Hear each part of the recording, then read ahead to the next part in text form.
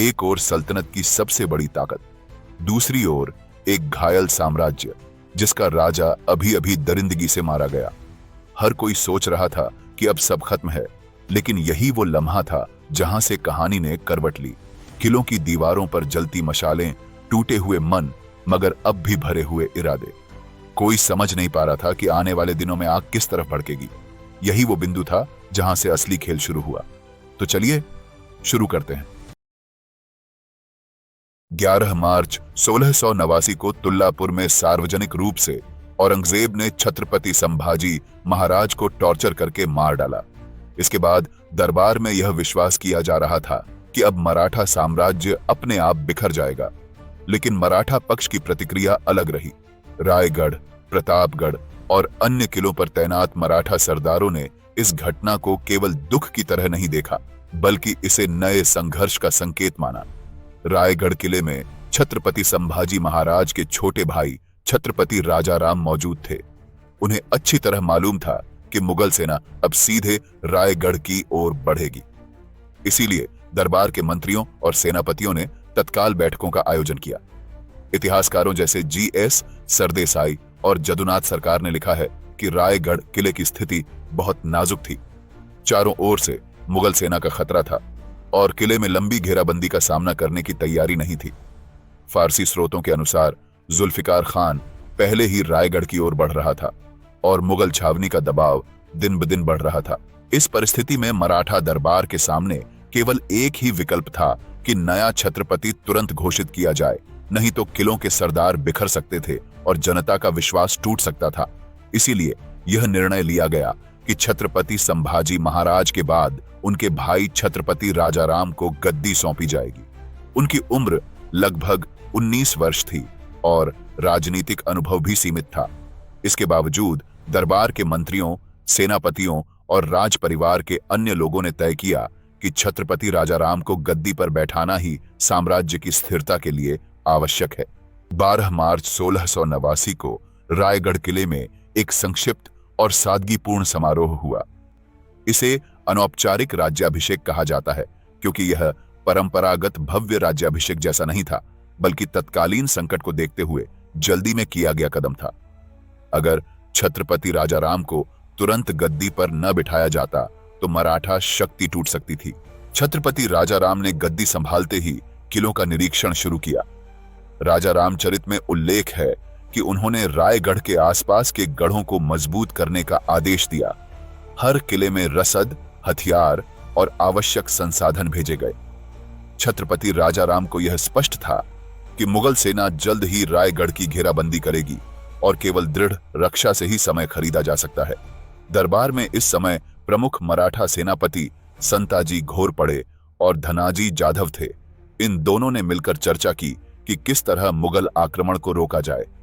संताजी घोरपड़े विशेष रूप से अपनी छापामार शैली के लिए प्रसिद्ध थे। उन्होंने रायगढ़ की घेराबंदी को टालने के लिए अलग योजना बनानी शुरू की। छत्रपति राजाराम ने इस बीच प्रतापगढ़ की ओर बढ़कर वहां स्थित भवानी मंदिर में पूजा की। इस पूरे दौर में उनका उद्देश्य यह था कि मुगल हमले के दौरान हर गढ़ न्यूनतम समय तक टिक सके और मराठा प्रतिरोध बना रहे। संताजी घोरपड़े का प्रस्ताव था कि रायगढ़ के बाहर मराठा सेना को कहीं और मजबूत ठिकाना बनाना चाहिए ताकि मुगल सेनापति बढ़ जाए। इसके लिए उन्होंने फलटन क्षेत्र को चुना। फलटन की भौगोलिक स्थिति ऐसी थी कि वहां से मराठा घुड़सवार आसानी से छापामार हमले कर सकते थे और मुगल सप्लाई लाइनें काट सकते थे। योजना यह बनी कि मराठा सेना का मुख्य दल फलटन में डेरा डाले और वहीं से मुगलों को उलझाए। दूसरी ओर संताजी घोरपड़े स्वयं एक छोटा घुड़सवार दस्ता लेकर सीधे मुगल छावनी पर हमला करेंगे। इस योजना में उनके साथ उनके विश्वसनीय सहयोगी विठोजी चव्हाण भी शामिल थे। दोनों ने तय किया कि लगभग 2000 चुने हुए घुड़सवार इस मिशन के लिए तैयार किए जाए। इस अभियान का उद्देश्य केवल हमला करना नहीं था, बल्कि अगर अवसर मिले तो स्वयं औरंगजेब पर भी प्रहार किया जाए। राजा रामचरित और आधुनिक इतिहासकारों का उल्लेख है कि संताजी घोरपड़े ने औरंगजेब के कैंप पर सीधा धावा बोलने का विचार किया, क्योंकि औरंगजेब का कैंप तुल्लापुर क्षेत्र में था और वह रायगढ़ अभियान की निगरानी कर रहा था। इन सैनिकों को हल्के हथियार दिए गए थे ताकि वे तेजी से चल सकें। रात का समय चुना गया ताकि मुगल गश्ती दस्ते सावधान न हो पाएं। दस्ते के लिए रसद और घोड़ों की व्यवस्था फलटन क्षेत्र में की गई थी, जहां से वे गुप्त रूप से तुल्लापुर की ओर बढ़े। तुल्लापुर का कैंप बहुत बड़ा था। औरंगजेब की सेना ने यहां हजारों तंबू डाले हुए थे। मुख्य शाही पंडाल अलग से लगाया गया था, जिसके चारों ओर घेरा बनाकर मुगल सैनिक तैनात थे। रात के तीसरे पहर संताजी घोरपड़े का दस्ता छावनी में दाखिल हुआ। मराठा घुड़सवारों ने सीधे शाही पंडाल को निशाना बनाया। उनके सैनिकों ने रस्सियों को काट डाला, जिससे अचानक वह विशाल ढांचा गिर पड़ा। अंदर बैठे लोग दबकर मारे गए और बाहर अफरा तफरी मच गई। मराठा हमलावरों ने शोर मचाए बिना तेजी से अपने काम को अंजाम दिया और फिर घोड़ों पर सवार होकर निकल पड़े। इस घटना में औरंगजेब की किस्मत साथ रही। समकालीन फारसी रिपोर्टों में लिखा है कि वह उस रात अपनी बेटी जीनत उन निसा के तंबू में सो रहा था और इसलिए बच गया। अगर वह मुख्य पंडाल में होता तो संभव था कि मराठा हमला उसकी जान ले लेता। अब यहां सवाल जरूर उठता है कि वह अपनी बेटी के कैंप में क्या कर रहा था। इसका फैसला आप लोगों पर छोड़ देते हैं। खैर, कहानी पर वापस आते हैं। हमले के तुरंत बाद मुगल कैंप में हड़कंप मच गया। गार्डों और अफसरों ने मराठा घुड़सवारों को पकड़ने की कोशिश की, लेकिन वे पहले ही छावनी से बाहर निकल चुके थे। मुगल सेना ने इस पर कड़ा रुख अपनाया और कैंप की सुरक्षा बढ़ा दी। आगे से औरंगजेब के पंडाल के आसपास अतिरिक्त घेरा लगाया गया। रात भर गश्त शुरू कर दी गई और कई अफसरों को दंडित किया गया। मराठा पक्ष में इस छापे का मनोबल पर गहरा असर पड़ा। संताजी घोरपड़े और विठोजी का छोटा सा दस्ता न केवल सुरक्षित लौट आया, बल्कि उसने यह संदेश भी दिया कि मुगल सम्राट की विशाल छावनी भी पूरी तरह सुरक्षित नहीं है। छापे के बाद संताजी घोरपड़े का दस्ता सिंहगढ़ पहुंचा। यहां उन्होंने थोड़े दिन आराम किया और आगे की योजनाएं बनाई। संताजी घोरपड़े का इरादा अब रायगढ़ की घेराबंदी कर रही मुगल सेना की पीछे की ओर वार करने का था, ताकि दबाव कम किया जा सके। आधुनिक इतिहासकार इस घटना को मुगल मराठा संघर्ष का अहम मोड़ मानते हैं। यह छापामार शैली आगे आने वाले वर्षों में संताजी घोरपड़े और धनाजी जाधव की पहचान बनी। राजा रामचरित में दर्ज है कि संताजी घोरपड़े ने यहां अपने घुड़सवारों को बार बार समझाया कि अब हर प्रहार सीधे मुगल सेना की नसों पर होना चाहिए। सिंहगढ़ से निकलकर संताजी घोरपड़े ने भोर घाट की ओर कूच किया। भोर घाट उस समय रणनीतिक दृष्टि से बेहद महत्वपूर्ण था, क्योंकि यहीं से होकर मुगल सेना रायगढ़ की घेराबंदी के लिए रसद और साजो सामान मंगाती थी। जुल्फिकार खान की फौज रायगढ़ पर लगी थी, लेकिन उसकी सप्लाई लाइन लंबी और असुरक्षित थी। संताजी घोरपड़े ने इसी कमजोरी को निशाना बनाया।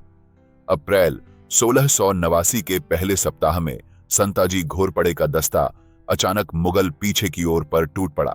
मराठा घुड़सवारों ने सप्लाई काफिलों पर धावा बोला और उन पर हमला करके सैनिकों को तितर बितर कर दिया। कई गाड़ियों पर रखे रसद और हथियार मराठा हाथ लगे। इस अफरा तफरी में 5 शाही हाथी भी मराठों के कब्जे में आ गए। हाथी मुगल फौज की शक्ति और प्रतिष्ठा के प्रतीक माने जाते थे, इसलिए उनका खोना सेना के लिए बहुत बड़ा धक्का था। कुछ मुगल अफसर मारे गए और कई सैनिक बिखर कर भाग खड़े हुए। मराठा पक्ष में इस हमले का असर गहरा पड़ा। रायगढ़ किले के अंदर बैठे सैनिकों को यह संदेश मिला कि बाहर से मदद मिल रही है और मुगल सेना अजेय नहीं है। हमले के बाद संताजी घोरपड़े और विठोजी अपने दस्ते के साथ तेजी से घाटी से निकल गए। उनका उद्देश्य केवल प्रहार करना और तुरंत पीछे हटना था। यह वही गुरिल्ला स्ट्रैटेजी थी जिसने बार बार मुगलों को परेशान किया। सिंहगढ़ और भोरघाट के हमलों ने मुगल कैंप को हिला दिया था, लेकिन इसी समय एक और महत्वपूर्ण लड़ाई हुई जिसने मराठा पक्ष को और बल दिया। यह थी भुदरगढ़ की लड़ाई, जहां मुकर्रब खान था। मुकर्रब खान वही सेनापति था जिसने फरवरी 1689 में छत्रपति संभाजी महाराज को पकड़कर औरंगजेब के कैंप में पेश किया था। भुदरगढ़ का किला कोल्हापुर के दक्षिण में लगभग 45 मील दूर था। यहां मुगल सेना का पड़ाव था और मुकर्रब खान अपने दस्ते के साथ डेरा डाले हुए था। मराठा गुप्तचरों ने सूचना दी कि मुगल सेना पूरी तरह सतर्क नहीं है और अचानक हमला किया जाए तो सफलता मिल सकती है। हमले की शुरुआत रात में की गई। मराठा घुड़सवार अचानक कैंप में घुस गए और अफसरों के तंबुओं पर टूट पड़े। राजा रामचरित और मराठी बख्तरियों में दर्ज है कि इस अफरा तफरी में मुकर्रब खान और उसका बेटा गंभीर रूप से घायल हो गए। दोनों बाद में अपने कैंप में दम तोड़ बैठे। मराठा घुड़सवारों ने न केवल कैंप पर कब्जा किया बल्कि वहां जमा सारा सामान और लूट भी अपने साथ ले गए। मासिर ए आलमगीरी में उल्लेख है कि इस हमले से मुगल कैंप पूरी तरह बर्बाद हो गया और कोल्हापुर की छावनी तक मराठा छापामार पहुंच गए। इस लड़ाई के दो बड़े परिणाम निकले। पहला, मुकर्रब खान की मृत्यु ने मराठा पक्ष को मनोवैज्ञानिक बढ़त दी। छत्रपति संभाजी महाराज की गिरफ्तारी के दोषी सेनापति का अंत मराठों के लिए न्याय जैसा लगा। दूसरा, मुगल कैंप से कब्जाए गए हथियार, घोड़े और रसद ने मराठा प्रतिरोध को और मजबूत कर दिया। भुदरगढ़ की लड़ाई में मराठा सेना ने बड़ी सफलता पाई थी, लेकिन इसके बावजूद मुगल दबाव कम नहीं हुआ। औरंगजेब ने अपने सेनापति जुल्फिकार खान को लगातार नई टुकड़ियां भेजी। रायगढ़ की घेराबंदी जारी रही और साथ ही अन्य गढ़ों को भी निशाना बनाया जाने लगा। इस समय छत्रपति राजाराम ने पन्हाला किले की ओर बढ़ने का निर्णय लिया। पन्हाला एक ऐतिहासिक किला था जिसकी पहाड़ियां और मजबूत दीवारें उसे प्राकृतिक सुरक्षा देती थीं, लेकिन मुगल सेना को इसकी जानकारी मिल चुकी थी। जुल्फिकार खान ने पन्हाला की घेराबंदी कर दी और चारों ओर से मुगल कैंप फैल गए। घेराबंदी लंबी खिंचने लगी। किले के अंदर छत्रपति राजाराम और उनके विश्वसनीय सरदारों ने परिषद बैठाई। चर्चा का मुख्य विषय यह था कि इस घेराबंदी को कब तक झेला जा सकता है और निकलने का रास्ता कैसे निकाला जाए। संताजी घोरपड़े और धनाजी जाधव बाहर से लगातार छापामार हमले कर रहे थे। वे सप्लाई लाइनों पर वार करके मुगल कैंप को परेशान करते रहे। इन हमलों से मुगल सेना का ध्यान बटा, लेकिन पन्हाला पर दबाव कम नहीं हुआ। अंततः यह तय किया गया कि छत्रपति राजाराम को घेराबंदी तोड़कर निकलना ही होगा। योजना बहुत गुप्त रखी गई। रात के समय निकलने का निश्चय किया गया ताकि मुगल दस्ते सतर्क न रहे। छत्रपति राजाराम के साथ लगभग 300 सैनिकों का छोटा दस्ता तैयार किया गया।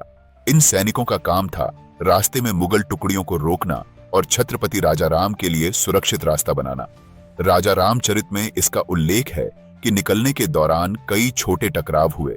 मराठा दल ने मुगल गश्तों से भिड़कर रास्ता साफ किया। कई जगह घोड़ों की टापों की आवाज सुनकर मुगल दस्ते सतर्क हुए, लेकिन मराठा सैनिकों ने तुरंत प्रहार कर उन्हें पीछे धकेला। अंधेरे और पहाड़ों के बीच रास्ता बेहद कठिन था। सैनिकों ने मशालों का इस्तेमाल नहीं किया ताकि दुश्मन को उनकी मौजूदगी का पता न चले। रास्ते में घाटियों और झाड़ियों के बीच से गुजरते हुए वे धीरे धीरे दक्षिण की ओर बढ़े। जुल्फिकार खान को बाद में पता चला कि छत्रपति राजाराम घेराबंदी से बाहर निकल चुके हैं। छत्रपति राजाराम के लिए चुना गया मार्ग था कावल्या घाट। यह दर्रा, ऊबड़ खाबड़ इलाका और गहरी घाटियों से भरा हुआ था। मराठा दल ने जानबूझकर इसे चुना क्योंकि यहां से बड़े पैमाने पर मुगल सेना का पीछा करना लगभग असंभव था। इस कूच के दौरान हर किला जहां से दल गुजरा उसे मजबूत किया गया। छत्रपति राजाराम का आदेश था कि आगे बढ़ने से पहले आसपास के गढ़ों में पर्याप्त रसद और हथियार जमा किए जाएं। यही कारण था कि प्रतापगढ़ और विशालगढ़ जैसे किलों को उन्होंने विशेष रूप से तैयार करवाया। प्रतापगढ़, जो छत्रपति शिवाजी महाराज के समय से प्रसिद्ध गढ़ था, रणनीतिक दृष्टि से बहुत महत्वपूर्ण था। यहां स्थित भवानी मंदिर में छत्रपति राजाराम ने पूजा की और स्थानीय सरदारों को यह आदेश दिया कि किले की रसद और सैनिक शक्ति बढ़ाई जाए। ये वही मार्ग था जो रायगढ़ और दक्षिण को जोड़ता था, इसीलिए इसका मजबूत रहना आवश्यक था। इस पूरी यात्रा के दौरान मुगल गश्तें बार बार टकराईं। कई छोटे टकराव हुए जहां मराठा सैनिकों ने पहाड़ी बढ़त का इस्तेमाल किया। मुगल टुकड़ियां छत्रपति राजाराम को पकड़ने के लिए घाटों में उतरीं, लेकिन मराठा दल ने उन्हें रोके रखा और छत्रपति राजाराम को सुरक्षित आगे बढ़ाया। कावल्या घाट से गुजरना अत्यंत कठिन था। पहाड़ियों की संकरी पगडंडियां, गहरी खाइयां और जंगलों से भरे रास्ते ने यात्रा को और मुश्किल बना दिया। घोड़ों को भी सावधानी से चलाना पड़ता था। क्योंकि जरा सी चूक से घाटी में गिरने का खतरा रहता था। अब वे धीरे धीरे कर्नाटक क्षेत्र की ओर बढ़ रहे थे, लेकिन पीछा करने वाली मुगल सेना अभी भी सक्रिय थी। इस दौरान बाहिरजी घोरपड़े का महत्व और बढ़ गया, क्योंकि वे छत्रपति राजाराम के मार्गदर्शक और सुरक्षा अधिकारी दोनों की भूमिका निभा रहे थे। लेकिन रास्ते में सबसे बड़ी बाधा थी तुंगभद्रा नदी। यह नदी चौड़ी, गहरी और उस समय बरसात के कारण तेज धारा वाली थी। नदी के किनारे घने जंगल और दलदल थे और कई जगह मगरमच्छों की भरमार थी। इस नदी पार करने को लेकर दल में चिंता थी, क्योंकि मुगल दस्ते भी आसपास सक्रिय थे। सीधे नाव या पुल का सहारा लेना असंभव था। ऐसे में रास्ता केवल तैर कर ही था। इस कठिन परिस्थिति में बाहिरजी घोरपड़े ने छत्रपति राजाराम को अपनी पीठ पर बैठाकर नदी पार कराई। बाकी सैनिक तैरकर और लकड़ी के सहारे पार हुए। यह घटना मराठा परंपरा में साहस और निष्ठा के प्रतीक के रूप में याद की जाती है। मराठी स्रोत इसे विस्तार से बताते हैं। उनमें कहा गया है कि जब छत्रपति राजाराम नदी के बीच पहुंचे तो धारा इतनी तेज थी कि कई सैनिक बहने लगे, मगर मराठा दस्ते ने एक दूसरे को पकड़कर और रस्सियों की तरह जुड़कर उन्हें बचाया। मगरमच्छों के डर के बावजूद दल ने हिम्मत नहीं छोड़ी। बाहिरजी घोरपड़े ने छत्रपति राजाराम को सुरक्षित दूसरी तरफ पहुंचाया। उस समय दल पूरी तरह थक चुका था, लेकिन पार करना सफल रहा। नदी पार करने के बाद दल ने कुछ दिन विश्राम किया। स्थानीय गांवों से रसद जुटाई गई और सैनिकों को फिर से संगठित किया गया। लगातार कई हफ्तों की थकाऊ यात्रा के बाद वे केलाड़ी राज्य की सीमा में पहुंचे। यह इलाका उस समय रानी चेन्नम्मा के शासन में था। केलाड़ी दक्षिण पश्चिम कर्नाटक का एक स्वतंत्र राज्य था, जिसकी राजधानी बेदनूर थी। छत्रपति राजाराम और उनके साथियों ने यहां वेश बदलने का सहारा लिया। केलाड़ी नृप विजय में उल्लेख मिलता है कि छत्रपति राजाराम और उनके सेनापति बाहिरजी घोरपड़े सामान्य यात्रियों का वेश धारण करके केलाड़ी की सीमा में दाखिल हुए। उनके साथ का छोटा दस्ता भी साधारण रूप में रखा गया, ताकि मुगल गश्तों को शक न हो। केलाड़ी पहुंचकर छत्रपति राजाराम ने रानी केलाड़ी चेन्नम्मा से संपर्क साधा। उन्होंने अपनी स्थिति बताई। रानी केलाड़ी चेन्नम्मा ने स्थिति की गंभीरता को तुरंत समझा। उन्हें पता था कि अगर वे छत्रपति राजाराम को शरण देती हैं, तो मुगल सेना निश्चित रूप से उनके राज्य पर हमला करेगी। इसके बावजूद रानी केलाड़ी चेन्नम्मा ने शरण देने का निर्णय लिया। केलाड़ी नृप विजय और मराठा स्रोत दोनों इस बात पर सहमत हैं कि रानी केलाड़ी चेन्नम्मा ने राजनीतिक जोखिम उठाकर छत्रपति राजाराम को शरण दी। इस दौरान केलाड़ी दरबार के प्रमुख मंत्री दलवाई भद्र नायक भी सक्रिय थे। उन्होंने रानी को सलाह दी कि यह निर्णय खतरनाक है, लेकिन साथ ही यह भी माना कि मराठा प्रतिरोध का समर्थन करना सही होगा। भद्र नायक ने मराठा दल की सुरक्षा के लिए सैनिक उपलब्ध कराए। सितंबर 1689 तक छत्रपति राजाराम सुरक्षित रूप से बेदनूर में थे। रानी केलाड़ी चेन्नम्मा के दरबार ने उन्हें अस्थायी ठिकाना दिया और मुगल हमले की आशंका में तैयारियां शुरू कर दी। रानी केलाड़ी चेन्नम्मा ने यह दिखा दिया कि वे मुगलों के दबाव के आगे झुकने को तैयार नहीं हैं। जब यह खबर औरंगजेब के कैंप तक पहुंची कि छत्रपति राजाराम दक्षिण कर्नाटक में रानी केलाड़ी चेन्नम्मा के पास शरण लिए हुए हैं, तो औरंगजेब गुस्से से भर गया। औरंगजेब ने इसे अपने अभियान के लिए गहरी चुनौती माना। उसके लिए यह अस्वीकार्य था कि एक अपेक्षाकृत छोटे राज्य की महिला शासक उसके शत्रु को पनाह दे और मुगल सत्ता को चुनौती दे। इसीलिए उसने तुरंत आदेश जारी किया कि केलाड़ी को दंडित किया जाए। औरंगजेब ने अपने 3 सेनापतियों को एक बड़े अभियान के लिए तैयार किया। जन निसार खान, मतबर खान, शारजा खान, इन तीनों को निर्देश मिला कि पहले आसपास के किलों को जीतकर केलाड़ी राज्य को अस्थिर करें और फिर राजधानी बेदनूर पर चढ़ाई करें। मुगल सेना ने पहले माधवपुरा और अनंतपुर के किलों पर कब्जा किया। ये दोनों गढ़ केलाड़ी की सुरक्षा के महत्वपूर्ण केंद्र थे। इनकी हार से रानी केलाड़ी चेन्नम्मा पर दबाव और बढ़ गया। सितंबर-अक्टूबर 1689 के बीच मुगल सेनाएं धीरे धीरे आगे बढ़ीं और बेदनूर की घेराबंदी शुरू की। रानी केलाड़ी चेन्नम्मा ने इस स्थिति को समझते हुए बेदनूर में तैयारी करवाई, लेकिन दुश्मन की संख्या और ताकत बहुत ज्यादा थी। रानी केलाड़ी चेन्नम्मा ने राज्य की रक्षा की योजना बनाई, लेकिन स्थिति गंभीर होती जा रही थी। बेदनूर पर भारी मुगल दबाव था और चारों तरफ से घेराबंदी कसी जा रही थी। मुगल सेनाओं ने बेदनूर के आसपास के गांवों को लूट लिया, रसद पर कब्जा किया और स्थानीय लोगों को आतंकित किया। उनका उद्देश्य था कि रानी केलाड़ी चेन्नम्मा को अलग थलग किया जाए और छत्रपति राजाराम को उनके साथ पकड़ लिया जाए। हालांकि इस समय छत्रपति राजाराम को सीधे बेदनूर में सुरक्षित रखा गया था और रानी केलाड़ी चेन्नम्मा ने उनका पूरा ध्यान रखा। उनकी प्राथमिकता थी कि किसी भी हाल में छत्रपति राजाराम को सुरक्षित आगे भेजा जाए, भले ही राज्य पर संकट क्यों ना आ जाए। औरंगजेब को उम्मीद थी कि उसकी सेनाएं जल्दी ही बेदनूर को तोड़ देंगी और छत्रपति राजाराम को बंदी बना लेंगी। इसके साथ ही मुगल घुड़सवार आसपास के गांवों में घूमकर रसद लूट रहे थे और किसानों को आतंकित कर रहे थे। रानी केलाड़ी चेन्नम्मा ने अपने दरबार में परिषद बुलाई। मंत्री दलवाई भद्रनायक और अन्य सरदारों ने सुझाव दिया कि पूरी ताकत से लड़ाई जारी रखी जाए, लेकिन यह भी साफ था कि बेदनूर में मर्यादित सैनिक और रसद थी। अगर घेराबंदी लंबा खींचता तो किला टूट सकता था। इस समय रानी केलाड़ी चेन्नम्मा ने दो निर्णय लिए। पहला, यह कि राज्य की रक्षा जारी रहेगी और मुगल सेनाओं को रोका जाएगा। दूसरा, यह कि किसी भी हालत में छत्रपति राजाराम को सुरक्षित आगे बढ़ाया जाएगा। उनकी सुरक्षा सर्वोपरि मानी गई। घेराबंदी के दौरान कई छोटे संघर्ष हुए। मुगल दस्ते बार बार किले की दीवारों तक पहुंचने की कोशिश करते, लेकिन केलाड़ी के सैनिक उन्हें तीर, बारूद और गर्म तेल से पीछे हटाते। कुछ जगहों पर हाथापाई तक की नौबत आई, लेकिन यह भी स्पष्ट था कि लंबे समय तक किला टिक नहीं पाएगा। इसी बीच रानी केलाड़ी चेन्नम्मा ने पीछे हटने की योजना बनाई। उन्होंने निर्णय लिया कि वे स्वयं बेदनूर छोड़कर पास के गढ़ भुवंगिरी की ओर चली जाएंगी।